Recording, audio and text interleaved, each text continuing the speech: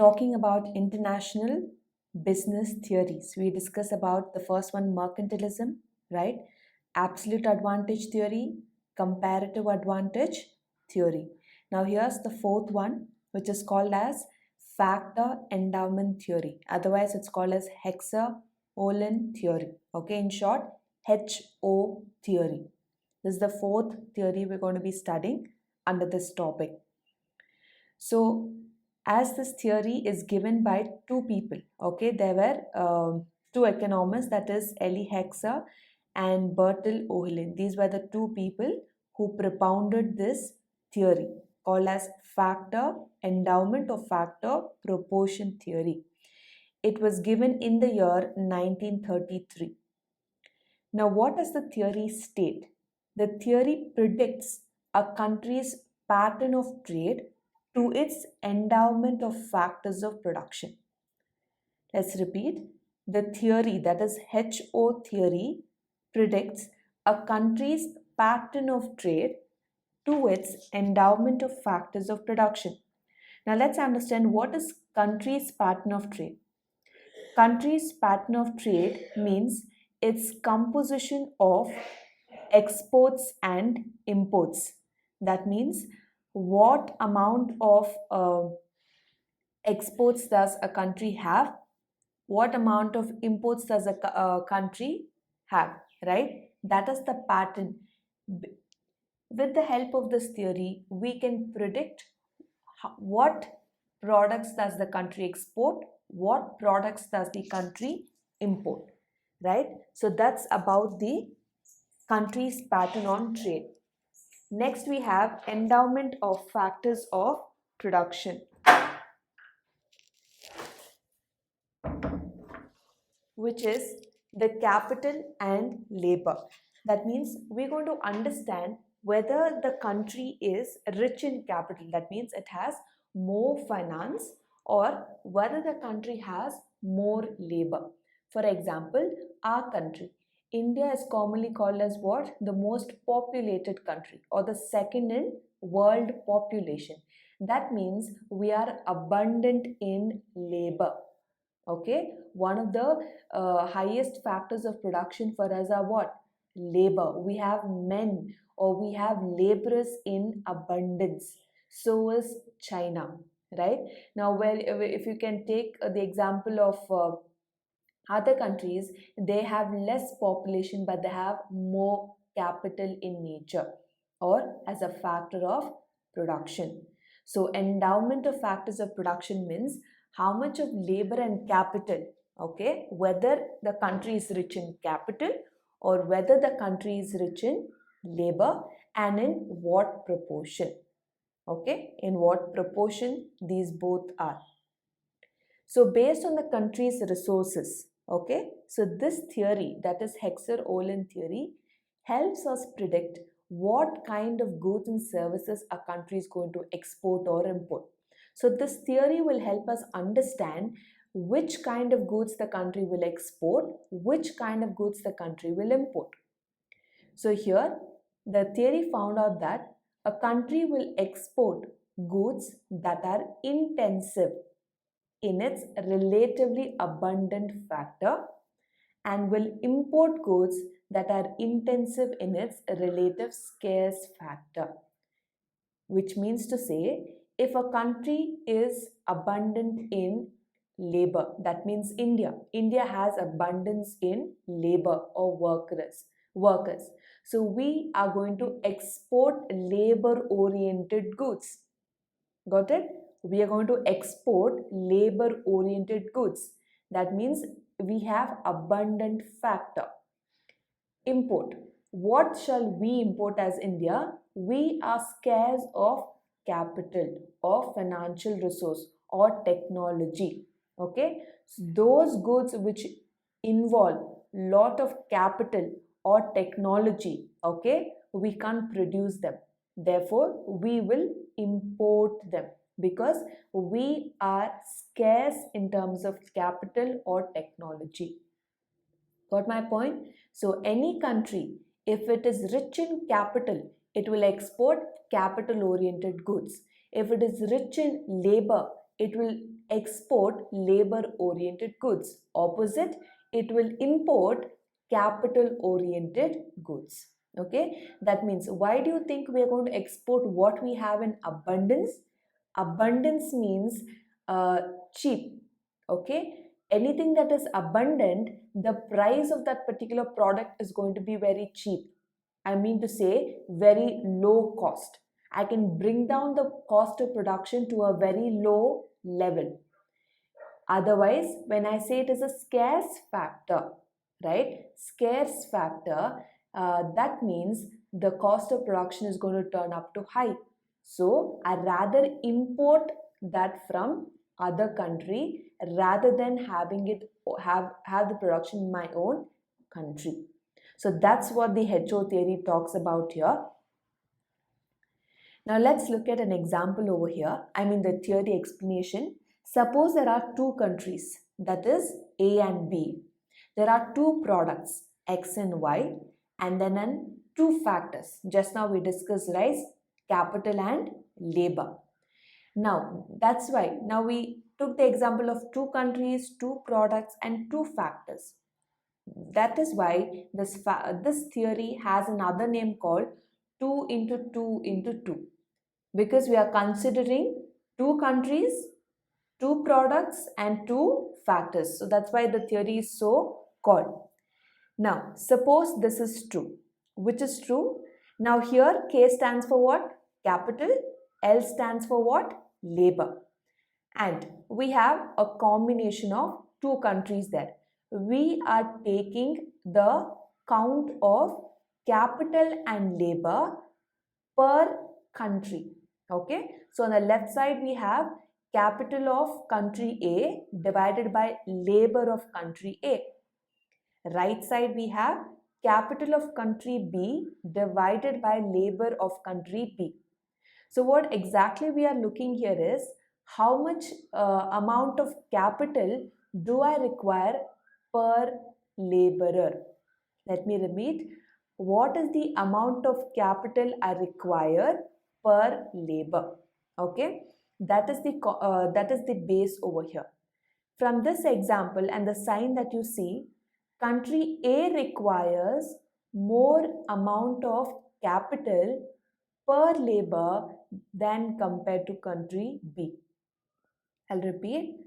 Country A requires more amount of capital per laborer than compared to country B. Got my point? We are not comparing here what is the total amount of capital, what is the total amount of labor. No, we are coming into the ratio of what is the amount of capital required for one laborer, which means to say country A needs more capital per labor than country B. Then we can conclude that country A is a capital abundant country, because country A has more capital than compared to country B. Then next example is we are considering labor. Okay, next country is if labor of country A is divided by capital of country A with labor of country B divided by capital of country B. What is with respect to the changes with the first example and this is the factors are flipped, yes or no? This example we had capital on the top. Now here we have labor. That means the factors are flipped and even the sign, that is the increase and the decrease sign, is flipped, but the country remains the same. Now here what are we studying? Again, not total labor or not total capital. We are studying what is the how many numbers of labor or what is the amount of labor that we require, right? Number of labor do we require per unit of capital. I repeat, what is the number of labor that we require per unit of capital? Now, as we see from the example, we can say that country B requires more labor or has more labor per unit of capital than compared to country A. I'll repeat, country B has more labor per unit of capital compared to that of country A, for which we can conclude country B is a labor abundant country. Country A is capital abundant, country B is what? Labor abundant country. So therefore, country A, as we say, it is a capital abundant country. To produce X, right? That is, remember we told in the example, two products, X and Y. Product X consumes more capital per labor than that compared to Y. Okay, remember we are measuring capital used per worker to produce a particular product called X. Okay, we are not examining here the total capital used. Same way for country B. Country B, as we see, requires more labor, right? We saw that country B has more labor abundance, which means to say the product Y requires more labor over 1 unit of capital. So we are measuring what? Labor used per unit of capital to produce the product Y. Sorry, that's just a mistake. Product Y, or produce the product Y. And we are not measuring the total labor used. We are measuring what? Labor used per unit of capital, which means to say that X is a capital intensive good and Y is a labor intensive good, because X consumes more capital, so it has to come from country A.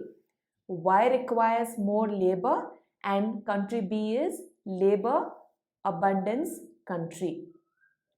So therefore country A, what will it export? As a result of this theory, according to HO, that is Hexer and Holland, he says, or the authors say, that country A is going to export good X, because why? It is capital intensive and it will import good Y. Got my point? Because it is capital intensive, it will export that which is abundance. What does country A have in abundance? Capital. To produce X, what do we need? More of capital. So it will export product X and then import product Y. What about country B? Country B will export opposite, right? Because country B has abundance in what? Labor. Therefore, country B will export good Y and then import good X. Is that clear? So with this, we're going to understand or predict the pattern of trade. And then we have something called as Leontief paradox. Now, he's again another author or an economist who theorized that. Now, he studied, okay? Leontief is a economist who put HO theory, that is what we just studied, right?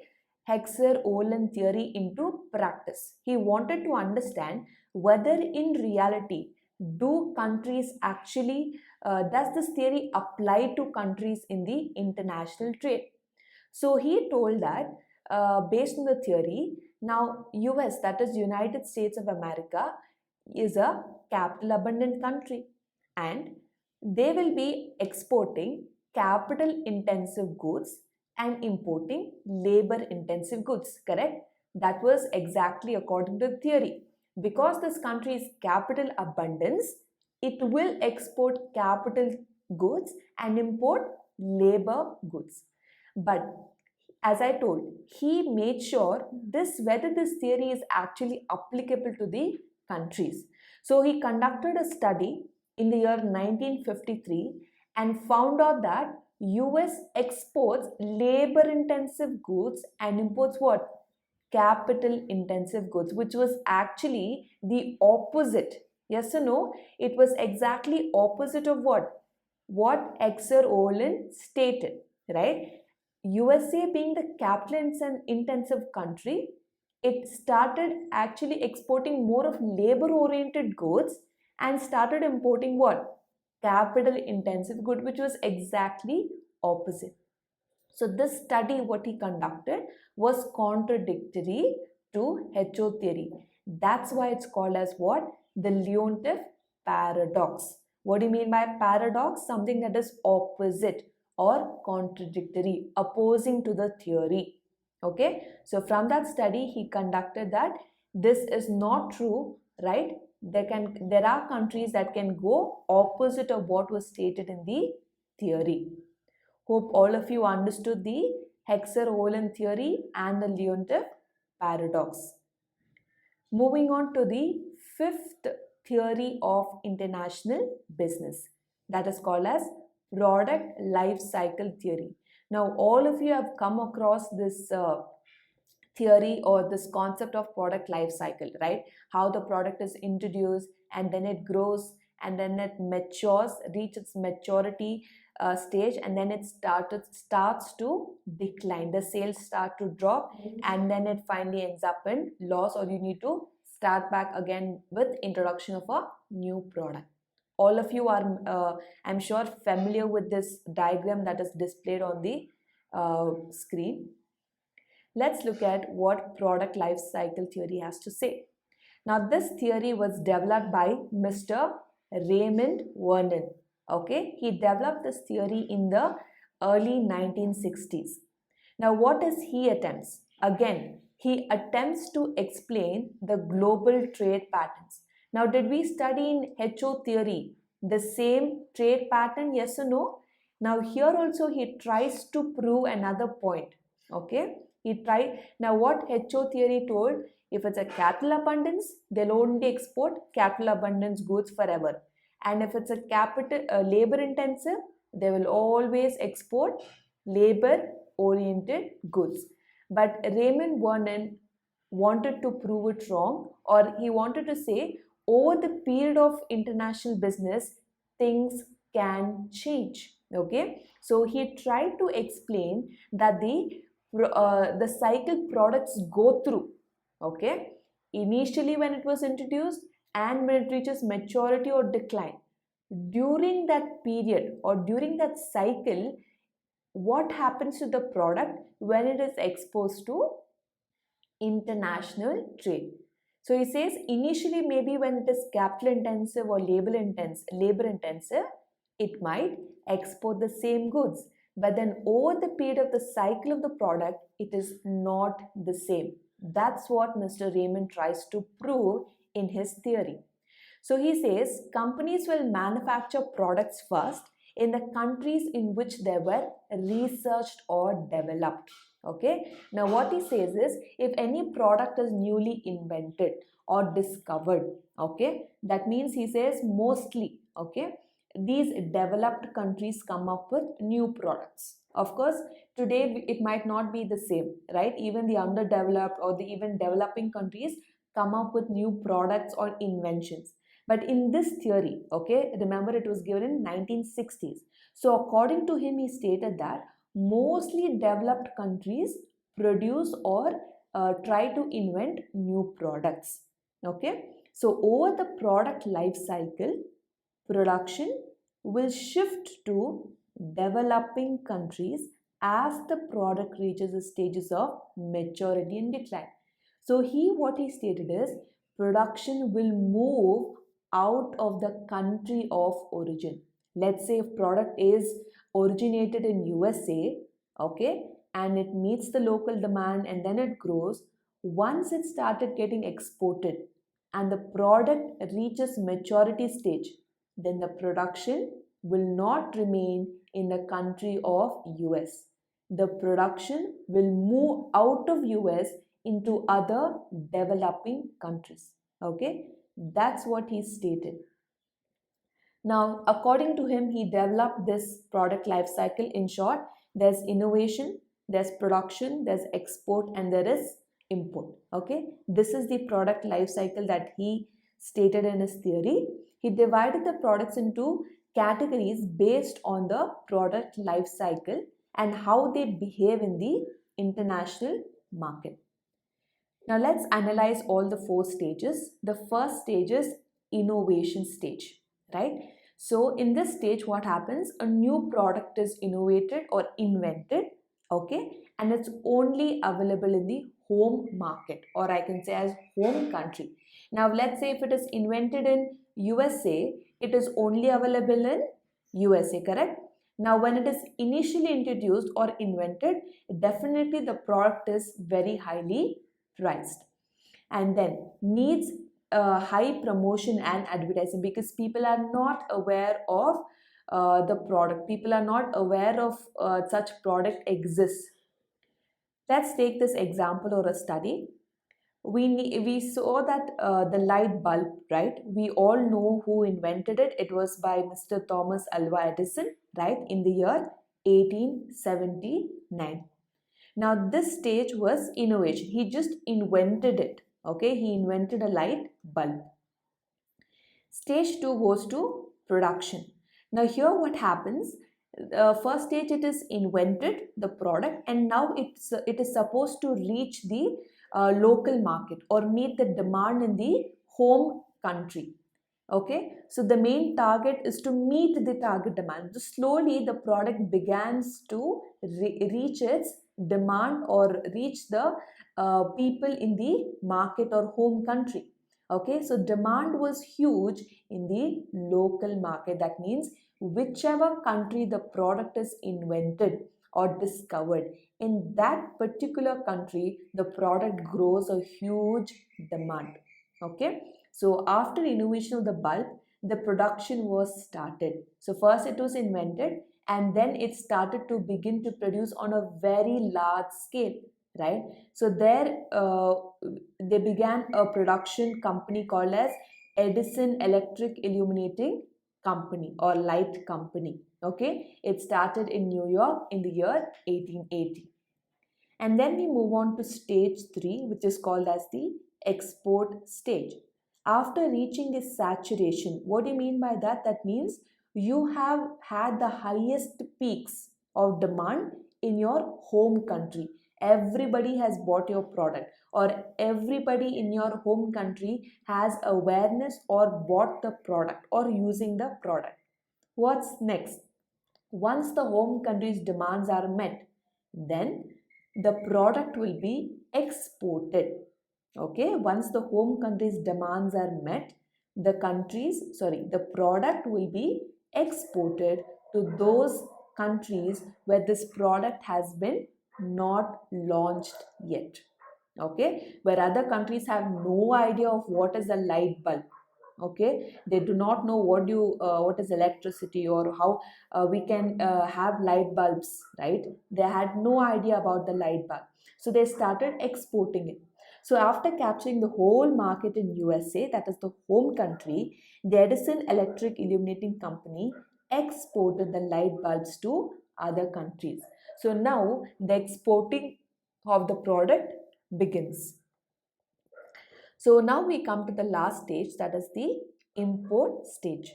Now after targeting the global market, that means one particular manufacturing company in USA, that is the lighting company, Edison Lighting Company Limited, cannot cater to the growing demand in the global market. Yes or no? In one small factory, can you produce enough supplies that can meet to the global market? Definitely not, right? So what this country does, or the home country does, is it starts transferring. That's what Mr. Raymond Werman proves here. Over the product reaches its the life cycle, the manufacturing unit moves from developed countries to developing countries. Okay, now here example, now same the light bulb market. After capturing the global market, the Edison Electric Company merged with Thomas Hudson Electric Company and formed General Electric. Okay, now here they started the production in developing countries like China in the year 1908. Is that clear? Now, why? Because in the developing countries, the cost of production may come up to even lesser than compared to developed countries. So, what he says is, according to HO theory, every time the capital intensive goods not necessarily have to export capital intensive goods. Over the life cycle of the product, the production might change. Now, what he says, at the end, what might happen? USA itself may have to import the light bulb. Okay, that's what the author is trying to prove here, that the home country where the product originated itself over the product life cycle may have to depend upon importing of the same product it invented. Is that clear to all of you? These are the 4 stages of product life cycle according to Mr. Raymond Vernon. Hope all of you have understood today's 2 theories. Okay, we studied about the factor endowment theory and also about the product life cycle theory.